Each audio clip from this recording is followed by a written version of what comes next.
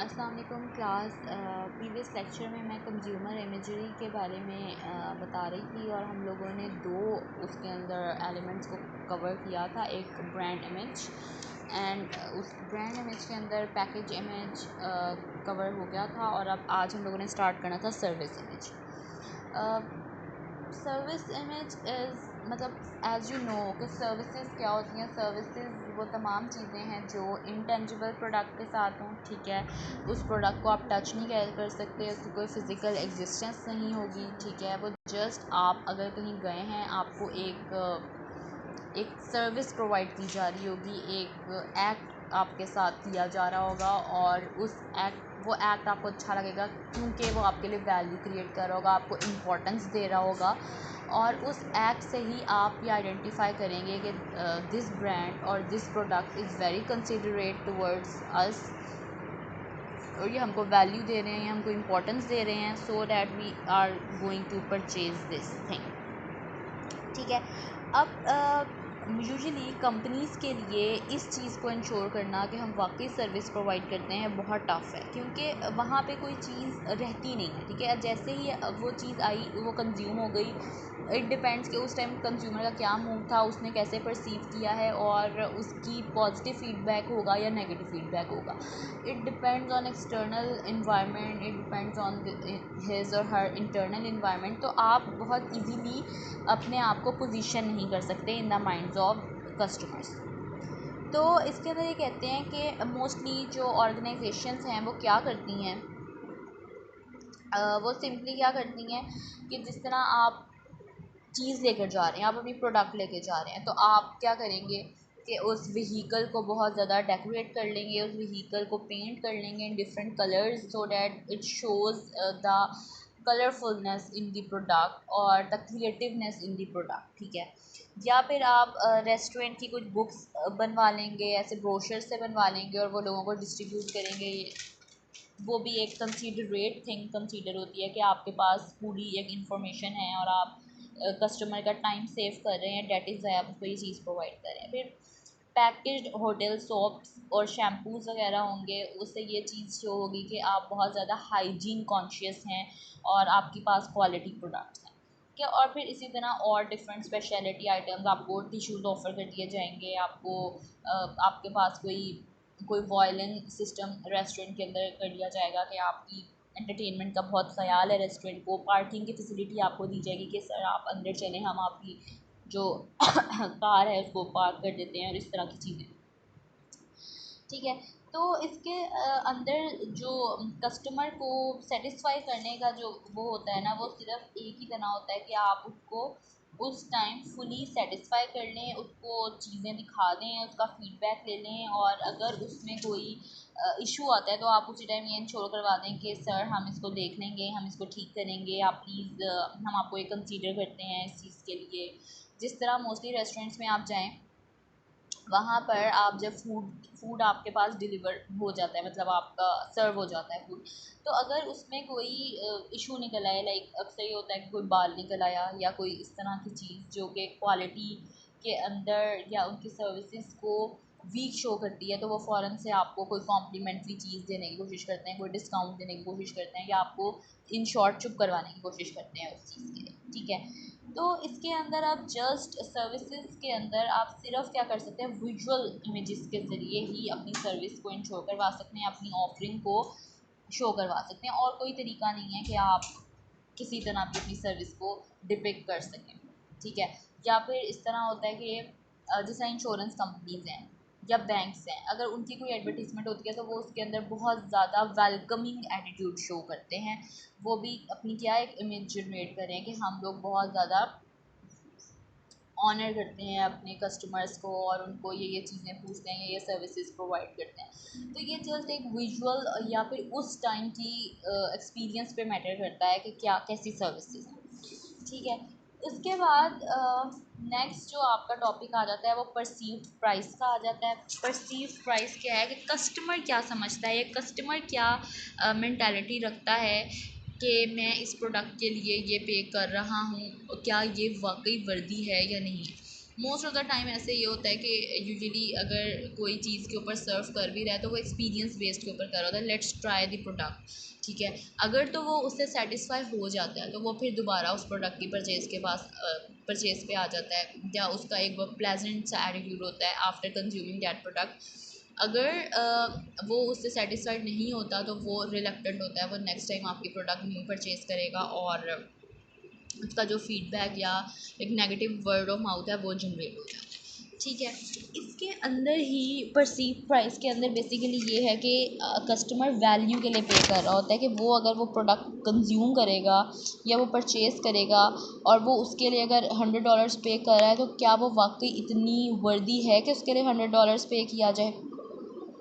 इस पे उन्होंने एक एग्जांपल दी हुई है कि जो कंज्यूमर्स हैं उनकी ये परसेप्शन है कि फ़ास्ट फूड लाइक आप बर्गर, फ्राइज़ और पिज़्ज़ा वगैरह अगर परचेज़ करते हैं या फ़ास्ट फूड रेस्टोरेंट में जाते हैं तो आपको कम पे करना पड़ता है एज़ कम्पेयर टू आप किसी प्रॉपर डाइनिंग, जिस तरह गोरमे रेस्टोरेंट हो गया, सॉल्ट एंड पेपर हो गया, या और बहुत से रेस्टोरेंट्स हैं, आप वहाँ जाएँ तो आपको उसके लिए ज़्यादा पे करना पड़ेगा, क्योंकि वो जो चीज़ शो करवा रहे हैं वो थोड़ी सी डिफरेंट है। वहाँ पे फैमिली ओरिएंटेड ज़्यादा कल्चर है, आप पूरी फैमिली के साथ वहाँ विज़िट करते हैं, या एक थोड़ा सा फॉर्मल है, ठीक है, जो जिस तरह ये गोरमे रेस्टोरेंट हो गया या इस तरह के जो रेस्टोरेंट्स हैं जो प्रॉपर एक डाइनिंग आपको प्रोवाइड कर रहे होते हैं, प्रोडक्ट या सर्विस प्रोवाइड कर रहे हैं। जबकि जो फास्ट फूड है वहाँ पे थोड़ा रफ इन्वायरमेंट होता है, वहाँ पे स्कूल और मतलब कॉलेज गोइंग लोग या यूनिवर्सिटी गोइंग ज़्यादा होता है, वहाँ पे आपको प्रॉपर सिटिंग अरेंजमेंट नहीं मिलती, बस वहाँ पे थोड़ा सा ना रफ सा इन्वायरमेंट होता है। तो that is why you have to pay less in fast food outlets as compare to gourmet restaurant और अ हाई प्राइज्ड रेस्टोरेंट, ठीक है, या हाई क्वालिटी इंश्योरर्स जो हैं, अगर आप उनके उस पे जाते हैं तो आपको ज़्यादा पे करना पड़ता है, ठीक है। तो इसमें उन्होंने कहा कि जो कंज्यूमर है वो फेयर प्राइस देखता है कि अगर मैं ये पे कर रहा हूँ तो क्या मुझे इसके अगेंस्ट प्रॉपर वैल्यू मिल रही है, क्या ये वर्दी है इसके लिए कि मैं इसके लिए इतना पे करूँ। तो एक तो ये चीज़ होगी। फिर how a consumer perceives a price, ठीक है, एज हाई, लो और फेयर, मतलब कंज्यूमर कैसे ये समझता है कि ये मैं ज़्यादा दे रहा हूँ या ये मैं कम दे रहा हूँ या ये मैं फेयर दे रहा हूँ। तो ये उसकी डिपेंड करता है कि उसकी परचेज़ इंटेंशन क्या है और पोस्ट परचेज़ सेटिस्फेक्शन क्या है। अगर वो चीज़ परचेज़ करने के बाद सेटिस्फाई है या वो बहुत खुश हो जाता है कि ये तो बड़ी रीज़नेबल रेंज में है, तो डैट मीन्स कि वो फेयर दे रहा है, या फिर वो मतलब अगर उसको थोड़ा ज़्यादा भी हो जाए प्राइस को तो वो उसके लिए पे करेगा। लाइक अब आप फॉर इंस्टेंस आप लोग डालडा यूज़ कर रहे हैं और आप शुरू से ही डालडा ऑयल यूज़ कर रहे हैं, अब उसकी डेली बेसिस के ऊपर या मंथली बेसिस के ऊपर प्राइस में ₹1, ₹2 या ₹10 या ₹20 या ₹100 इंक्रीज़ आ जाता है,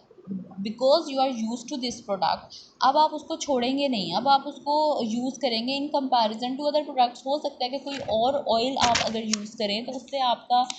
गला इफेक्ट होता हो या आपको वो सूट ना करता हो, आपको डाइजेशन में इश्यूज होते हों। तो for because of the value the product generates for you, you pay more, ठीक है, और you pay according to the market price. तो ये सारी आपकी परचेज़ इंटेंशन होती है और पोस्ट परचेज़ सेटिस्फेक्शन होती है कि आप उसके लिए ज़्यादा भी पे कर रहे होते हैं, या आप अपने पीयर को देख रहे होते हैं, कोलीग्स को देख रहे होते हैं कि वो क्या चीज़ कंज्यूम कर रहे हैं और उसके पीछे क्या बेनिफिट्स हैं।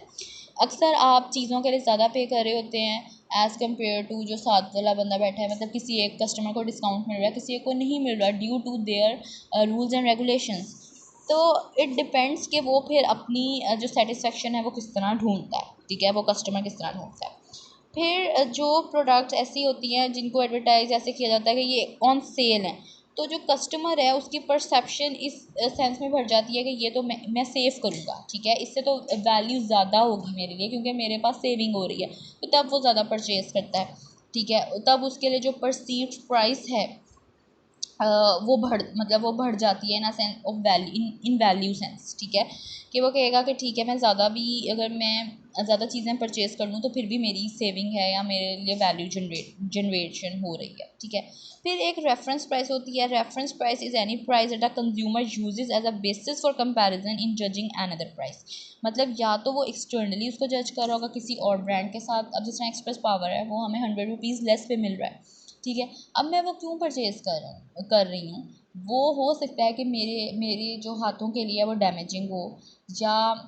वो इतना ज़्यादा क्लीनिंग पर्सपेक्टिव से अच्छा ना हो, उसकी जो स्मेल है वो बहुत स्ट्रॉन्ग हो, वो मेरे लिए इरिटेटिंग हो, लेकिन फिर भी because of its less price मैं कहूँगी कि चलो यार मैं परचेज़ कर लेती हूँ, क्योंकि ये मुझे कम एक्सपेंसिव पड़ा as compare to other detergents in the market. तो आप एक्सटर्नल कंपटीशन में चले जाते हैं, एक्सटर्नल कंपैरिजन में चले जाते हैं, या एक्सटर्नल स्टिमुलाई जो होता है वो आपको सेटिस्फाई करता है कि जो आपकी परसीव प्राइस है वो बिल्कुल फेयर इनफ है और आप बिल्कुल ठीक पे कर रहे हैं इसके लिए, और वो जो आपका पर्पज़ है क्लीनिनेस का या हाइजीन का वो ये सर्व पूरा कर रहा है, तो कोई बात नहीं, आप थोड़ी सी कॉम्प्रोमाइज़ के साथ भी इसके साथ एडजस्ट कर सकते हैं। सिमिलरली एक आपका इंटरनल होता है, ठीक है, इंटरनल रेफरेंस होता है कि आपने एक चीज़ पहले फॉर इंस्टेंस 100 रुपये की ली थी और अब वो चीज़ 80 रुपीज़ की हो गई है, तो ये भी आपके लिए सेटिस्फेक्शन है कि अच्छा ये तो पहले 100 रुपीज़ की थी, अब ये 80 रुपीज़ की मिल रही है, और ये आप मतलब आपकी जो परसेप्शन है वो अच्छी उस पॉजिटिव सेंस की तरफ जाएगी कि मैं ज़्यादा परचेज़ करूँ। तो इस तरह जो परसीव्ड प्राइस है वो भी एक इमेज क्रिएट करने में या कंज्यूमर्स के माइंड में एक इम्पैक्ट क्रिएट करने में बहुत इम्पॉर्टेंट है। अगर तो जो परसीव्ड प्राइस है वो आपकी ज़्यादा थी और आपको जो सेटिस्फेक्शन है वो कम मिली है, ठीक है, तो आप नेक्स्ट टाइम उस चीज़ के लिए पे नहीं करेंगे, या वो जो इमेज थी वो आपकी डिटीरियोरेट हो जाएगी। तो इस तरह ये चलता है साइड बाय साइड कि आपने क्या एक्सपेक्ट किया था और आपको रिज़ल्ट्स क्या मिले। अगर तो वो रिज़ल्ट्स आपको उसके अकॉर्डिंग मिल गए तो फिर तो वेल एंड गुड, आप सेटिस्फेक्शन की तरफ और लॉयल्टी की तरफ चले जाएंगे। अगर आपको वो रिज़ल्ट्स नहीं मिले तो आप डिसोनेंस की तरफ चले जाएंगे, मतलब डिससेटिस्फाइड हो जाएंगे, और उस डिससेटिस्फेक्शन को आपको रिड्यूस करना पड़ेगा, या मार्केटर उसमें हेल्प आउट करते हैं आपको रिड्यूस करने में, या वो एक्सक्यूज़ कर लेंगे, या डिफरेंट स्ट्रैटेजीज़ या प्रोसीजर्स होते हैं जो यूज़ किए जाते हैं, ठीक है, ताकि वो जो आपकी डिसोनेंस है, आपकी जो डिससेटिस्फेक्शन है उसको कम किया जा सके।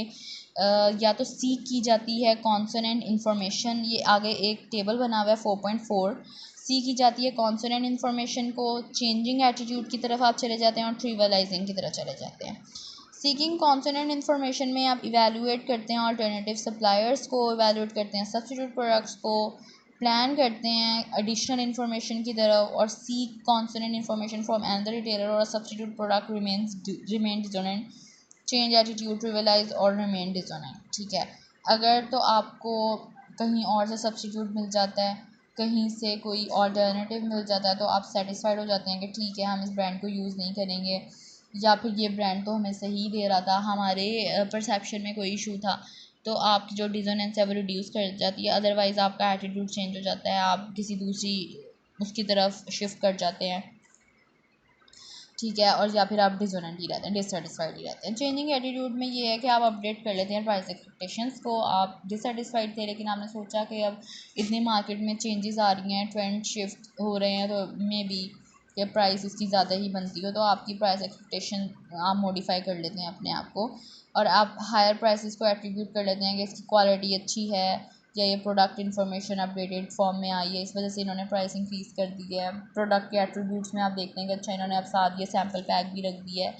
फिर जनरलाइजिंग प्राइसेस, क्योंकि ओवरऑल इम्पैक्ट ये चल रहा था, that is why prices rise हो गए हैं, तो इससे भी आपकी डिसोनेंस रिड्यूस हो जाती है। फिर ट्रिवियलाइजिंग में क्या है, आप ये देखते हैं कि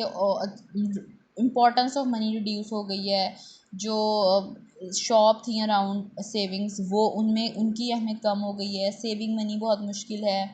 ठीक है। फेयर प्राइसिंग और वैल्यू, इन चीज़ों की ज़रा जगह आप मतलब उसको कंपेयर कर लेते हैं इन चीज़ों से, उससे भी आपकी डिसोनेंस जो है वो रिड्यूस हो जाती है, ठीक है बच्चों। तो ये सारा कंज्यूमर इमेजरी का टॉपिक था जो मैंने कंप्लीट कर दिया, ठीक है, थैंक यू।